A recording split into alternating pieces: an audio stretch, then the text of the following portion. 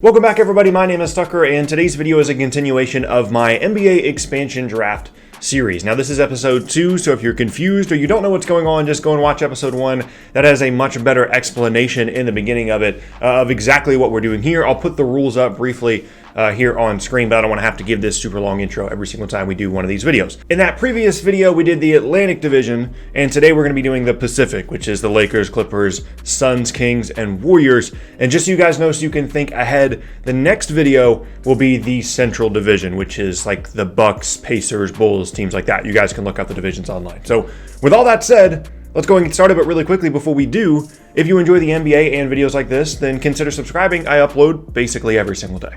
Okay, here we go. We have 5 teams to go over here. We're going to be deciding which 8 players on each roster we are going to protect, and we're going to begin with the LA Lakers.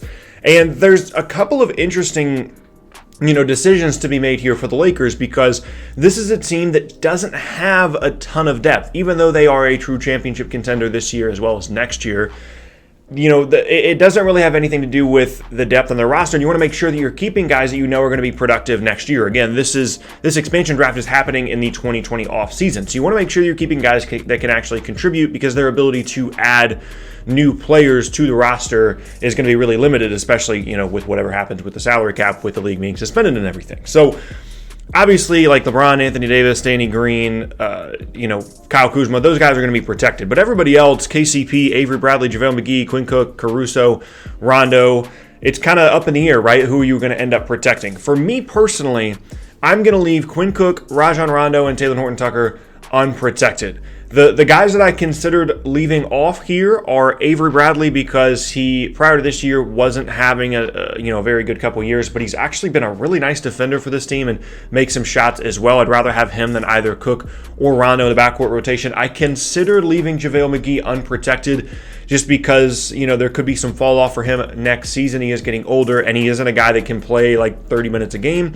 but he's been a valuable part of their front court rotation, so I would rather keep him as well. And then, Caruso out, again, I would just rather have in the backcourt than Quinn Cook or Rajon Rondo. I'm not even positive that Rondo really helps this team all that much, and so I would much rather just kind of leave him unprotected along with Cook, and then Taylor Horton-Tucker is just kind of an end of the bench guy that is under contract for next season. That decision was easy, but picking between Cook, Rondo, Bradley, McGee, Caruso, maybe even KCP, depending on your evaluation of him, was a little bit tough, but these are going to be the 3 players from the Lakers that are going to be entering the expansion draft pool for me. Okay, next up now, the other LA team, the Clippers. They have 10 players under contract, so 2 of these guys are going to be unprotected. Again, there's some easy ones: George Leonard, Beverly, Lou Williams, Landry Shamet, but it's a similar question to the Lakers. This Clippers team has more depth, but you still want to make sure that you're keeping guys around that could potentially play in your rotation for a championship push, while also not giving up guys that, have some potential moving forward. So for me, Zubats is staying, Lou Williams is staying,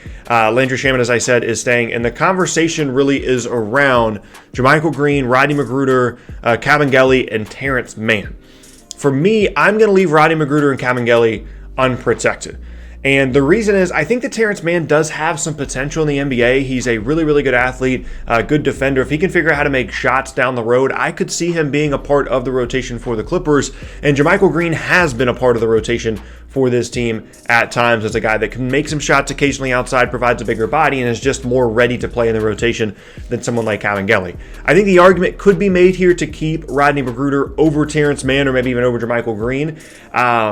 But he just hasn't been that good for the Clippers. I would rather have the upside of Terrence Mann moving forward with the amount of guard depth that they already have on this roster, rather than what's probably a safer pick in McGruder, but someone that probably isn't going to be getting that much better next year. So those are going to be the 2 guys going into the expansion pool for me out of the Clippers, Rodney McGruder and then Kabengele. Next up now, we have the Sacramento Kings. And this, I would say, is the first time in either of these 2 videos that really we've had a contract casualty in the unprotection of a player. So they have 9 players under contract, so you're only leaving 1 unprotected.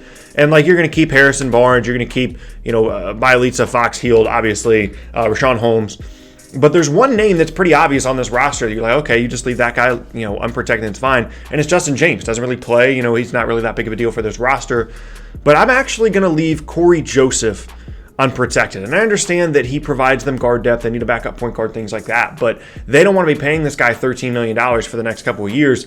And I think that he provides enough value on that contract for an expansion team that doesn't really have to worry too much about the salary cap because they're going to be taking lower salaried players anyway.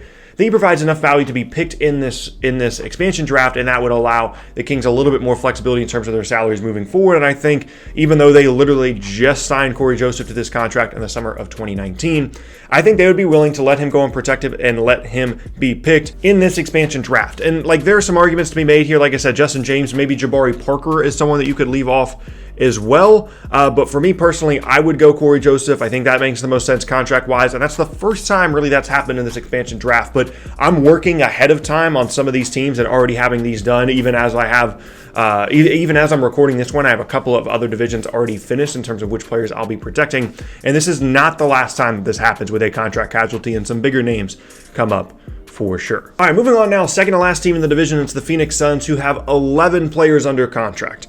You've got, again, some obvious ones: Devin Booker, Ricky Rubio, Kelly Oubre, DeAndre Ayton, but it's some men of the bench guys and some younger players on this roster as well that ideally they would be able to keep all of them, but in this expansion draft scenario, they're not going to be able to keep all of these younger players at the end of their bench. For me personally, I'm leaving Frank Kaminsky, Cheikh Diallo, and Jalen Lecque unprotected from the Suns. Kaminsky, can still be a nice rotation big moving forward, but I would rather keep, a recent draft pick like Ty Jerome, obviously Cameron Johnson, a wing that can develop in Mikal Bridges, and even someone like Elie Okobo. I would rather have on my roster from the Suns than Frank Kaminsky, who's a player that is pretty replaceable in free agency as someone that you can add to your front court moving forward. Diallo, another guy in the front court that I think has potential, but we've said that about him for the entire 2, 3, 4 years that he's been in the league now at this point. And until he really develops, I don't really see the point of picking him over some of the other guys that I mentioned. The real decision for me came down to Elie Okobo or Jalen Lecque. Jalen Lecque is a really talented player that came straight to the NBA, not technically out of high school. He took a post-grad year and then went to the NBA. Did go undrafted, but a talented player, certainly a young player. And Elie Okobo hasn't necessarily established himself as a rotation player for the Suns. However, I am going to keep Okobo over Jalen Lecque, but I mean, you can really go either way on that one. And I'm sure some Suns fans probably have some pretty strong opinions about which guy they would pick there. For me personally, I'm going to let Lecque, Diallo, and Kaminsky go into the unprotected and draftable pool of our expansion draft here. And last up now, the Golden State Warriors, who have 10 players under contract. They're going to be protecting 8, of course. And some conversations to be had here mostly revolve around Marquise Chriss, Damian Lee, and Jordan Poole. I think the other guys, it's pretty clear that they're going to keep, either because they are recent draft picks or because they're just good players for the team. For me personally, I'm going to leave Jordan Poole and Damian Lee unprotected. I think that this team really, really likes Marquise Chriss. I think that they can turn him into a solid backup big for them moving forward, and someone that is still very young and obviously has plenty of talent as a former high draft pick if he can just capitalize on that talent, at least athletically. And Jordan Poole and Damian Lee are both just kind of, so what guards, you know what I mean? Like if they leave the team, it's not that big of a deal if someone does pick them.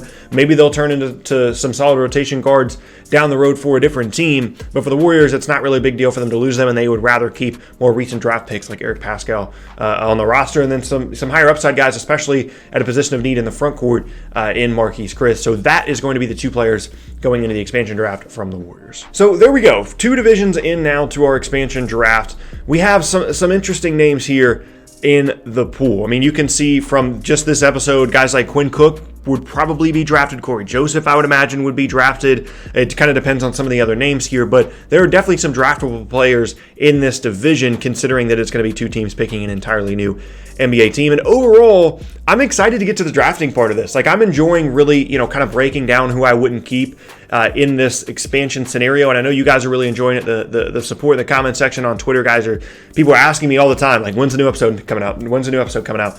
And that's really awesome to see. So I'm excited to get to the drafting part, but it's also super interesting to kind of see, who we have left here and what we're going to have moving forward. So as I said, we're going to be doing the Central Division in the next episode. If you want to kind of work ahead and have a list up of players that you would or would not protect, I would recommend that you do that. And again, that'll be the Central Division. So that is the Bucks, Pacers, Bulls, Pistons, and Cavaliers. Some really, really interesting decisions to be made with these teams, and some of the more talented players that are going to be entering the expansion draft pool will be coming in our next episode. So as always, be sure to check that out. But yeah, as I said in the beginning of the video, my name is Tucker. I thank you all very much for watching. If you missed any of my previous videos, then be sure to check out the boxes on screen.